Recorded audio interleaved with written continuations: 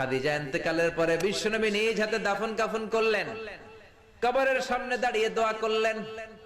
দোয়ার পরে সব সাহাবীরা ঘরে ফিরে যায়। আবু বকর বললেন, নবী চলেন ঘরে ফিরে যাই, দাফন শেষ, কাফন শেষ, দোয়াও শেষ। বিশ্বনবী বললেন, না আবু বকর, আমি যাব না, তুমি যাও। আমি কবরের সামনে দাঁড়িয়ে থাকবো।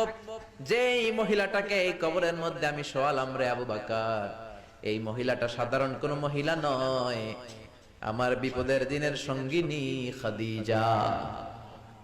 মক্কায় এই মহিলাটাই আমার হাতে প্রথমে কালিমা পড়ে ইসলাম ধর্ম গ্রহণ করেছে। মক্কায় কেউ যখন আমারে সাহায্য করে নাই, তখন আমার খাদিজা আমারে ভুলে নাই। কেউ যখন আমারে শেল্টার দেয় নাই, সাহায্য করে নাই, খাদিজা আমারে সাহায্য করেছে। মক্কার লোকেরা 3 বছর শিয়াবে আবি তালেবে আমার জেলের মধ্যে রেখেছিল। আমার কলিজার টুকরা বিবি খাদিজা ওই জেলখানার ভিতরে আমার সাথে ছিল। আবু বকর, তোমার মনে চায় তুমি ঘরে ফিরে যাও, আমি এখানে দাঁড়িয়ে থাকবো।